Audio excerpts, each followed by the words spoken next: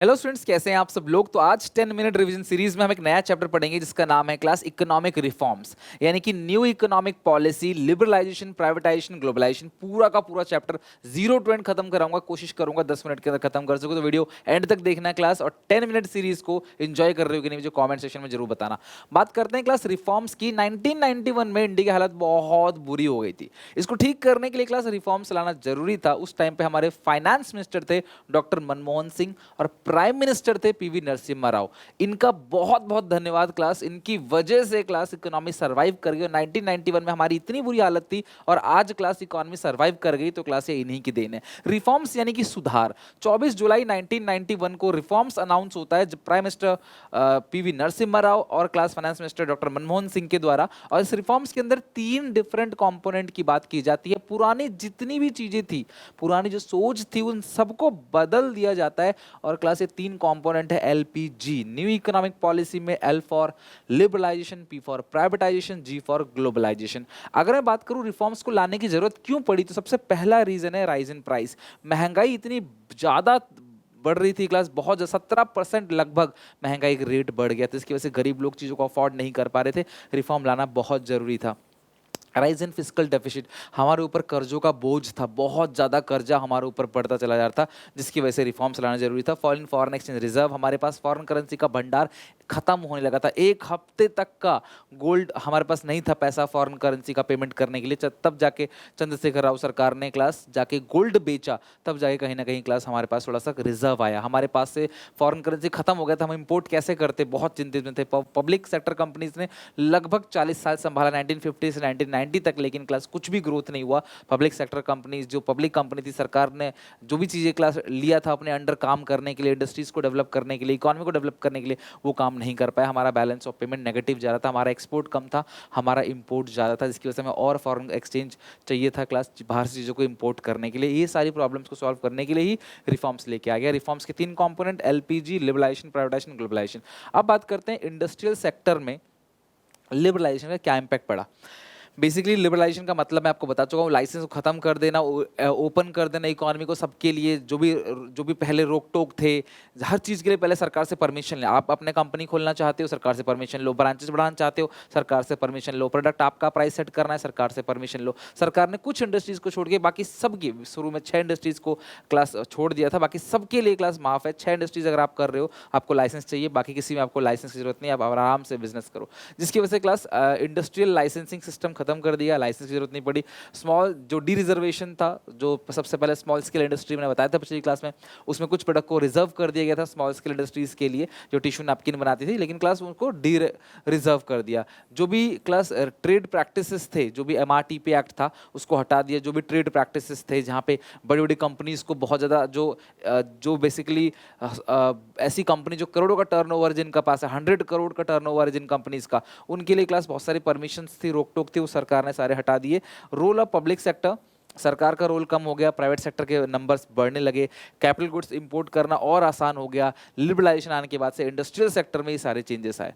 अब बात करते हैं class impact of liberalisation on financial sector. Financial sector reforms की बात करें तो आरबीआई का रोल बढ़ गया, यानी पहले आरबीआई जो था वो रेगुलेटर था, अब उसका रोल क्या हो गया क्लास फैसिलिटेटर।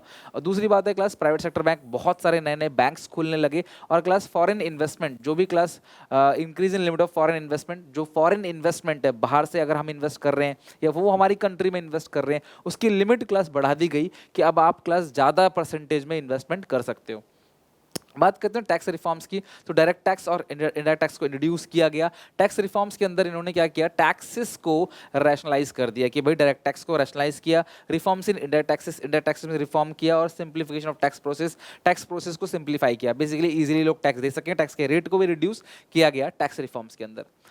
बात करते हैं ट्रेड एंड इन्वेस्टमेंट पॉलिसी पे लिबरलाइजेशन का क्या इंपैक्ट पड़ा। सबसे पहला है क्लास रिमूवल ऑफ क्वांटिटी। इन्होंने क्वांटिटेटिव रेस्ट्रिक्शन, आपको पता है टैरिफ और कोटा लगाया गया था डोमेस्टिक प्रोड्यूसर्स को फॉरेन कंपटीशन से प्रोटेक्ट करने के लिए, लेकिन क्लास सरकार ने बाद में, पहले सरकार चाहती थी सारी चीज़ें हम करें, लेकिन अब धीरे धीरे सरकार सारी चीज़ों को प्राइवेट के हवाले कर रही है। तो एक्सपोर्ट इंपोर्ट के जो भी रूल रेस्ट्रिक्शंस थे वो सब हटा दिए, एक्सपोर्ट के टैक्सेस को हटा दिया। क्लास आज भी हमारी कंट्री में एक्सपोर्ट एग्जाम्प्ट है, अगर मैं एक्सपोर्ट कर रहा हूँ तो सरकार मेरे से कोई टैक्स नहीं लेती। इंपोर्ट लाइसेंसिंग सिस्टम को रिलैक्स कर दिया, यानी ईजी कर दिया। अगर मुझे बाहर से चीज़ों को खरीदना है, इंपोर्ट करना है, मुझे लाइसेंस चाहिए तो मुझे आसानी से मिल जाएगा, और ये ट्रेड एंड इन्वेस्टमेंट पॉलिसी के अंदर आता है।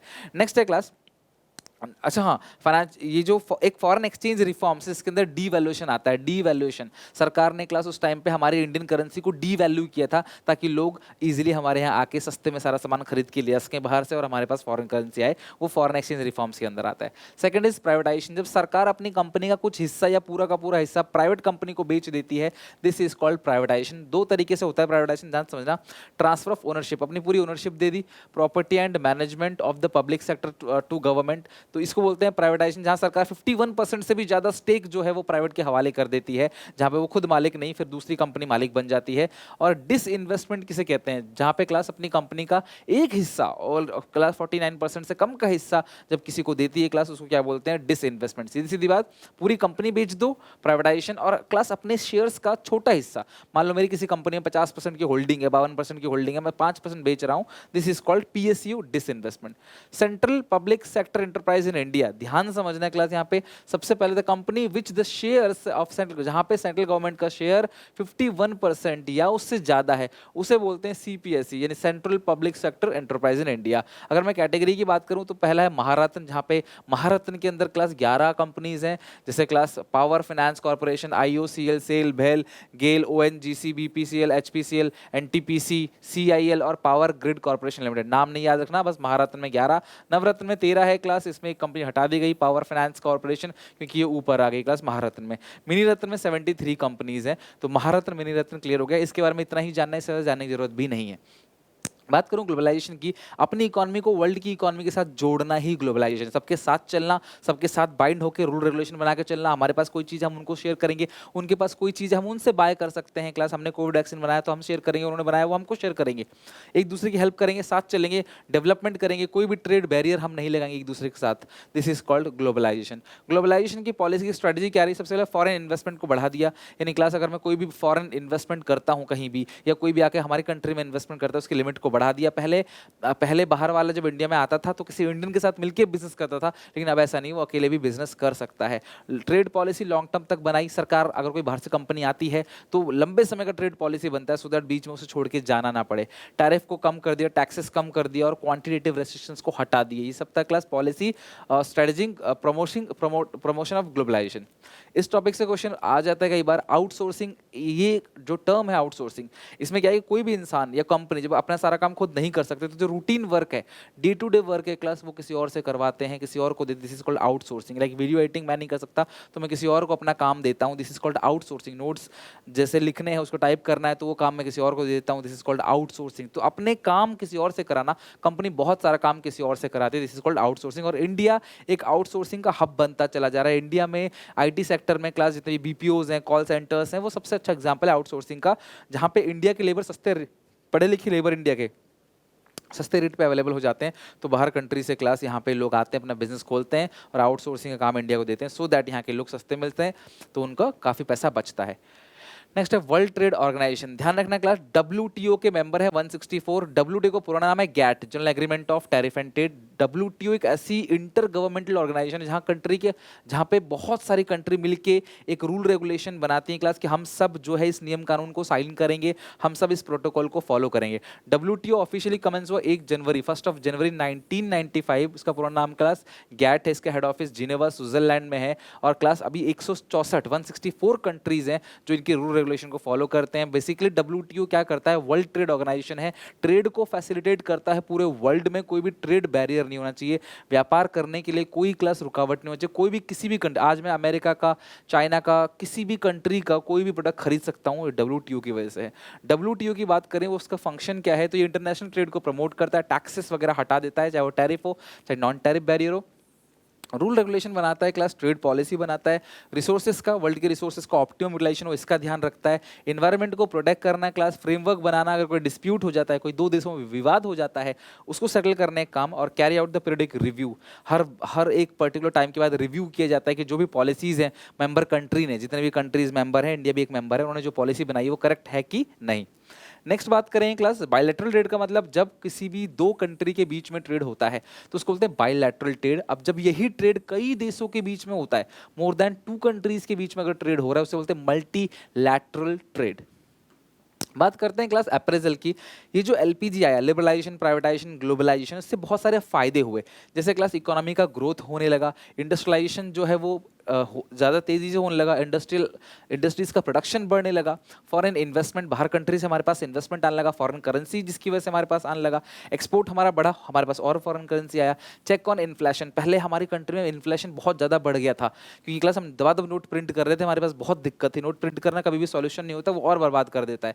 लेकिन क्लास अब वो कंट्रोल में आने लगा, महंगाई इतनी तेज़ी से नहीं बढ़ रहा था, हमारे ऊपर बहुत ज़्यादा कर्जा था, उसको भी कंट्रोल किया जाने लगा, फिजिकल डेफिसिट मतलब डेट। और क्लास इंप्लॉयमेंट अपॉर्चुनिटी मिलने लगा प्राइवेट सेक्टर द्वारा, क्योंकि सरकार ने धीरे धीरे चीज़ों को प्राइवेट के हवाले करना चालू किया। जो लाइसेंस पहले लगाए थे उन्हें खत्म किया, रियलाइज किया जो पहले कर रहे थे वो गलत है, और धीरे धीरे प्राइवेट सेक्टर को अप्रिशिएट किया, प्राइवेट सेक्टर को क्लास छूट दी, उनको अपनी कंपनीज हवाले करी, जिसकी वजह से क्लास उनकी वो नौकरियां देने लगे। क्लास वहाँ पे लोग काम करने लगे, ऑब्वियसली प्राइवेट सेक्टर काम करेंगे तो उनको काम करने के लिए लोगों की जरूरत होगी, तो वो लोगों को नौकरियां देने लगे। और आज की डेट पे देखोगे ज़्यादा लोग प्राइवेट में काम करते हैं, जबकि आज से 100 साल पहले ज़्यादा लोग सरकारी कंपनी में काम करते थे।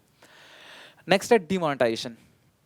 8 नवंबर 2016 अचानक से मोदी जी अनाउंस कर देते हैं क्लास 500 और 2000 के नोट, जो कि लगभग 90 से ज़्यादा परसेंट सर्कुलेशन में था ये सारा का सारा, वो सारे के सारे नोट जो है वो क्लास बंद हो जाएंगे। मतलब ये 500 और हज़ार के नोट बंद हो जाएंगे क्लास। यानी किसी के पास अगर 500 और 1000 का नोट है तो वो कागज़ है वो उसे बैंक में दे के नए नोट ले ले। उस टाइम पे नए नोट 2000 और 500 के लॉन्च, शुरू में 2000 था, फिर 500 के नोट लॉन्च किए। बहुत बड़ा इवेंट था क्लास, पूरे इंडिया में हल्ला हो गया, क्या हो गया, मेरे पास 500 रुपये, दुकानदार कह रहा है इसे नहीं लेंगे, इस पैसे को नहीं लेंगे, ये पैसा बंद हो गया है। ये वो सिचुएशन है क्लास जहां पे 8 नवंबर 2016 को मोदी जी ने अनाउंसमेंट किया कि ये भाई नोट बंद करके नए नोट लागू किए। इसका एम क्या था? करप्शन को खत्म करना। बेसिकली लोग करप्शन करते हैं तो घूस लेते हैं, तो नोट में लेते हैं, वो नोट कागज होगा, उसे बैंक में जाएंगे तो बैंक पूछेगा कहाँ से माल आया, क्योंकि सारी चीज़ रिकॉर्ड होती है। तो ये क्लास इलीगल एक्टिविटीज़ जो ब्लैक मनी होती है, टेरर फंडिंग जो हवाला का पैसा होता है, या फिर जो टेरर अटैक के लिए पैसा दिया जाता है, टैक्सेस की चोरी जो लोग करते हैं, और कैशलेस इकोनॉमी को प्रमोट करना कि भाई कैश नहीं,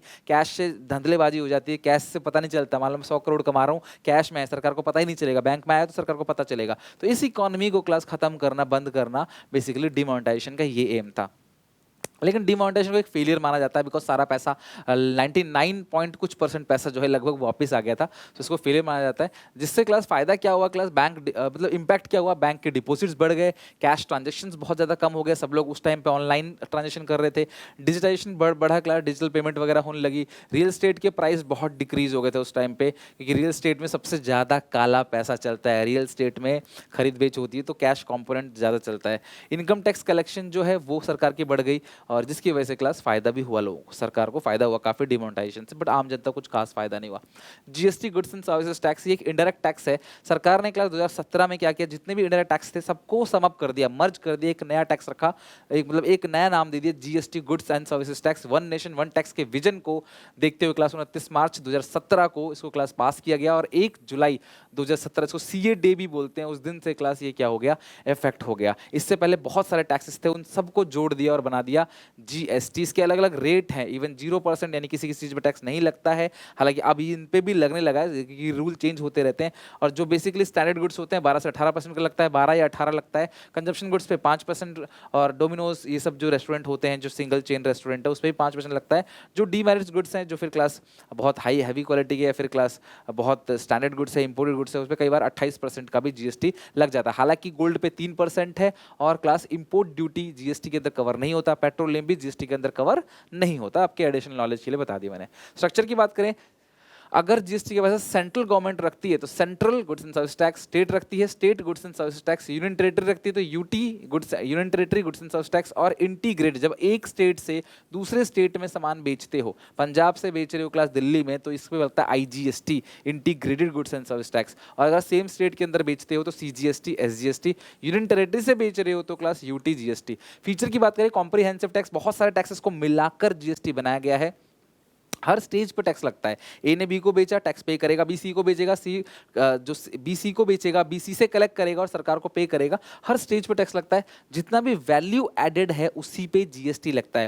लाइक मैं 100 का सामान खरीद के लाया, 5 रुपये टैक्स देके 105 का, मैंने इसे 115 का बेचा, ठीक है, 115 का, और मैंने 11 रुपये 50 पैसे का टैक्स जो है, या फिर मान लो कलेक्ट किया, तो मैं 5 रुपये हटा के बाकी अमाउंट सरकार को टैक्स दूंगा। मतलब जो भी मैं वैल्यू एडिशन कर रहा हूँ सामान में, मुझे सरकार को सिर्फ उस पर टैक्स पे करना है, और जो मैंने पहले टैक्स पे किया था मैं उसका रिबेट ले लूंगा। लाइक मैं 5 रुपये टैक्स पे करके सामान लाया था, लेकिन ग्राहक को बेच के मैंने 8 रुपये टैक्स ले लिया, तो 8 में से 5 काट के सरकार को सिर्फ और सिर्फ 3 रुपये टैक्स दूंगा।